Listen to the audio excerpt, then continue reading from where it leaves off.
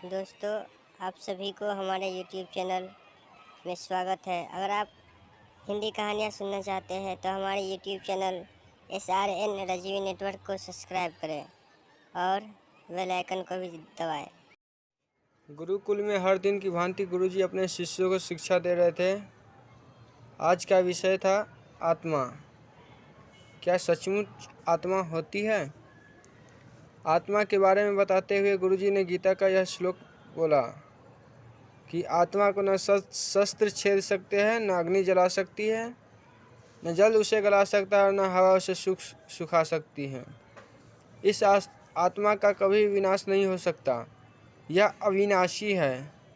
यह सुनकर एक शिष्य को जिज्ञासा हुई।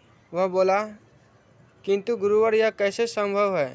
यदि आत्मा का अस्तित्व है तो अविनाशी है, तो भोला वह इस नाशवान शरीर में कैसे वास करती है और वो हमें दिखाई क्यों नहीं देती? क्या सचमुच आत्मा होती है? गुरुजी ने मुस्कुराकर बोले, पुत्र, आज तुम रसोई घर से एक कटोरा दूध ले आना और उसे सुरक्षित अपने कमरे में रख देना और कल इसी समय पर वह कटोरा लेकर यहाँ उपस्थित हो जाना। अगले दिन शिष्य कटोरा लेकर उपस्थित हो गया। गुरुजी ने पूछा, क्या दूध आज भी पीने योग्य है? शिष्य बोला, नहीं गुरुजी, यह तो कल रात ही फट गया, लेकिन इसका प्रश्न मेरे प्रश्न से क्या लेना देना? गुरुजी शिष्य की बात काटते हुए बोले, आज फिर तुम रसोई में जाना और एक कटोरा दही ले लेना और कल इसी समय कटोरा लेकर यहाँ उपस्थित हो जाना। अगले दिन शिष्य यही समय पर उपस्थित हो गया। गुरुजी ने पूछा, क्या दही आज भी उपभोग हेतु ठीक है? शिष्य बोला, जी गुरुजी, ये अभी भी ठीक है। अच्छा ठीक है, कल तुम फिर इसे लेकर यहाँ आना, गुरुजी ने आदेश दिया। अगले दिन जब गुरुजी ने शिष्य से दही के बारे में पूछा तो उसने बताया कि दही में थोड़ा सा खटास आ गया है और वह अब खराब लगने लग रही है।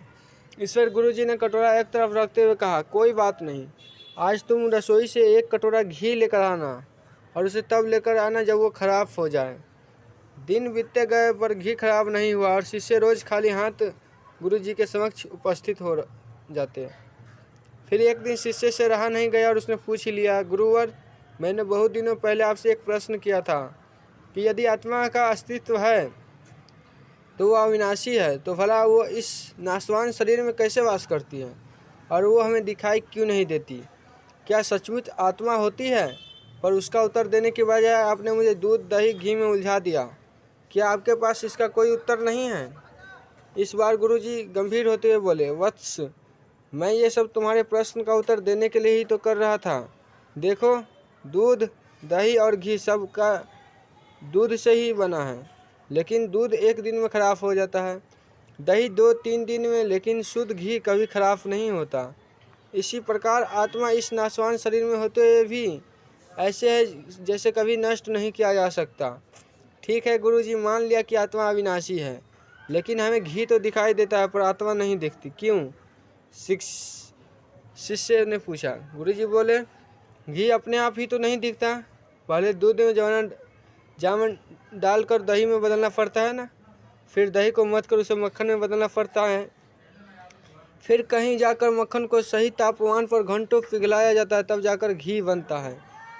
हर इंसान आत्मा का दर्शन नहीं कर सकता, लेकिन उसके लिए पहले इस दूध रूपी शरीर को भजन रूपी जामन से पवित्र बनाना पड़ता है। उसके बाद कर्म की मथनी से इस शरीर को दिन दुखियों की सेवा में मथना होता है। फिर सालों तक साधना और तपस्या की इस आंच पर इसे तपाना पड़ता है, तब जाकर आत्मा दर्शन संभव हो पाता है। शिष्य गुरुजी की इस बात को अच्छी तरह से समझ चुका था। आज उसकी जिज्ञासा शांत हो गई थी। उसने गुरु के चरण स्पर्श किए और आत्मदर्शन के मार्ग पर आगे बढ़ गए।